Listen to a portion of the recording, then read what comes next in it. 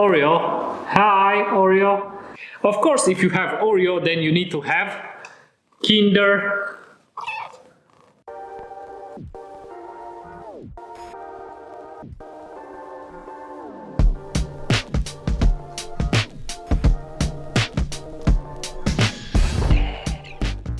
Hello and welcome to a new video. You're probably wondering what have I been doing all this time, because I haven't posted in a very long time. So with that being said, let's get into the topic. What happened to the Lego? I mean, do you remember I posted about this Lego smart carrier and all the things that I was gonna do with it? Well, let me give you a little context. So as you can see here, we have a small grid, which is a warehouse simulation, let's say. It's actually only on construction material, OSB, or how is it called? I don't remember the exact name in English, and I just put some wiring tape just to mark every square of the warehouse. This is just for simulation. So what have I been doing? What happened to it? Well, of course, things have evolved. I mean, a lot of work. So that's why I have been busy. So I couldn't keep up with the channel and keep posting weekly videos. My bad for that. I'm really sorry about that. So let's get into the topic, because if you remember the last video when I mentioned about the smart carrier and all the project that I'm working, what is this smart carrier? So we're trying to simulate the actual carrier by building some carriers from a Lego Spike Prime kits and actually putting them all in the warehouse. You will see all the demonstration videos that I will attach here and in a second, and you will see why. Yeah, we made the whole simulation, the whole map of the warehouse. We had it scaled down so we can easily test. It's a 5x8, if I'm not mistaken, 5x9, but it's enough for them to just test their distance sensor, their light sensor, their color sensor, and also just the movement overall, because we're still testing, we're still trying, we're doing a lot of things, and we're just trying to see what is the best solution. So for now, we have reached, let's say, a crossroad. Why did we reach a crossroad? Because we only have 1, 2, 3 color sensor and 1 distance sensor. I know we have another one which we try to put on the side. The problem is that with all these, as you can see right now, we have all these ports. We have here 3 and another 3 over here. So we have 6 ports which are all fooled by 3 color sensors, 1 distance sensor, so it has no front collision with anything, and it also has 2 additional motors. These are for the movement. It's important to understand the premises and the direction that we're trying to reach. So we're trying to reach having 3 or 4 robots in a warehouse that are doing deliverables. What does that even mean? So they are taking merchandise, let's say from this square over here, and they have to deliver over here. So this is a new position in a matrix. Let's say this is A11, and this is B13, if we say it, because it's 3 squares down and it's on the other column. Whatever, you get the point. So we have to make all this possible and have multiple carriers in the same warehouse while avoiding each other, while avoiding collisions with obstacles. For example, let's say we have here 1 shelf and we need to avoid this shelf, and everything you see here is made by a program in Java. I mean, not necessarily made, but let's say, somehow integrated with Java, and I'm gonna break it down so you can better have a better understanding of what is going on. So in Java, we have an algorithm which is called Lee, and this is one of the 3 algorithms that I was looking and keep investigating, which is the best for pathfinding, because as you can see here, let me just wrap it up so you can see better. Here, this grid, we have a 4x3 or 3x3 if you count the whole, let's say, layout in the warehouse. So if you want to move from this square to this square, then you have to find which is the best path to reach it without having any obstacles and so on. Now, okay, what does Lee? Because we are using Lee or breadth first. This algorithm does something similar. So it starts, it's better to explain on the grid, so follow me.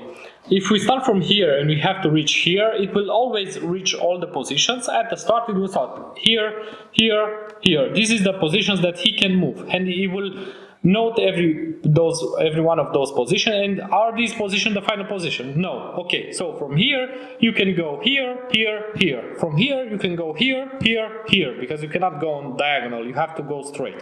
Yeah, and it's the same. So from each position you start to move in a direction until you find your end goal, which is the position you are looking for. If without reaching that goal and you have completed all the actual available positions, it means that it cannot find an actual path, which is okay, you cannot find a path. But in our case, it will always be a path, but you have to find the best one. So that's why Lee is the best option so far. Okay, now we have the second part. First part was finding the actual route to the shelf or to the drop position, how do you want to call it. Second problem is collision detection, and collision not necessarily detection, because detection is made really easy by just using the front sensor here. But the problem was, how do we handle collisions? Which one can go? If we have here 2 or 3 robots, they will reach each other, right?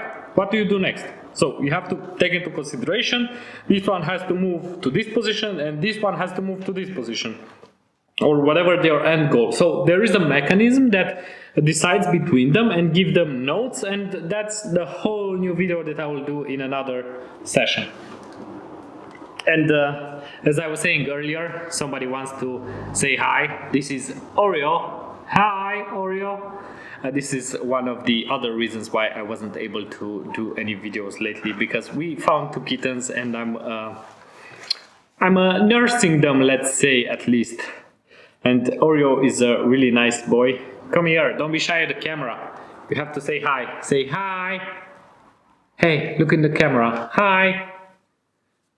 And of course, his sister wants to be in the shot. Let me just grab it. Of course, if you have Oreo, then you need to have Kinder. Okay, stay still for a second. This is Kinder. She's a little girl and he is a boy. She's really lovely and she likes to be pet around a lot. I mean, really a lot. Do you like this carrier? She's very curious also, and she also wants to be pet all the time. Okay, so let's get back to the video in motion. You have to have several robots. It doesn't matter how big the warehouse is. The important thing is that you can scale up, and there's no problem. You can just add one more robot. The algorithms and the AI involved in that can solve these collisions and their decision making. We are using AI for this decision making, and we are also thinking about introducing AI, neural network for finding the best path, but that's later on. So let's get back to the topic. How are we navigating between these? Well, at first we had this navigation based on 2 distance sensors. So we had one in the front and one on the side, and these will just move. We know how to avoid collisions in front of them, but how do we know if the movement was precise? Because we need to have precise movement. So if you have to move it here and then you have to rotate.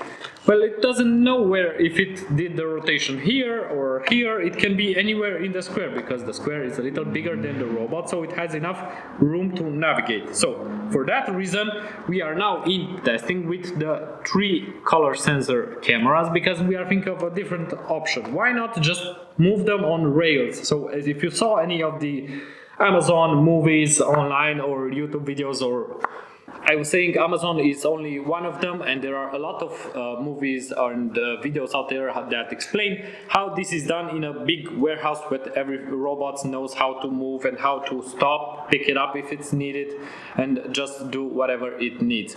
So for that reason, let's go. This is the problem right now. We are facing with an issue with the exact precise movement because a square is a little bit bigger than the robot, so you have to adjust it to be in the center. So for that, we are using these black lines and we are imagining in the square. Okay, you can stay here, but you need to be quiet. You need to be quiet. Yes, I know. You need to be quiet. Let's see, do you want to stay here or not? So we're using the robot in the 3 color sensor just to make the movement a lot easier and to follow the lines. For example, as you can see here, we have a crossroad, right? Can I please explain? So we have this robot which follows the black lines, and if it reaches, let's say, not necessarily a destination, but a crossroad, it will start to rotate. So while rotating, one of the color sensor will be right on the black line. So the next movement he will do, he will also reach the black line with the other color sensor in the back over here. What is it? Yeah, and it can actually detect and improve the precision of the movement within these squares. Oh my god, it's been a lot. So this is the actually scaled down version of the warehouse. This is only, I don't know, 15 by 80, I think 15 centimeters by 80 centimeters, so it's low, it's really low, trust me. We have the bigger one, and yeah, this is the issue we're facing right now. What do you think? Do you like this content related to Lego, robo-carriers and AI? Would you like to see more? What are you interested in seeing in the future? Should I focus on this, or should I go back to my tech review and QA leads, story times, tools and so on? Thank you for watching. See you on the next one.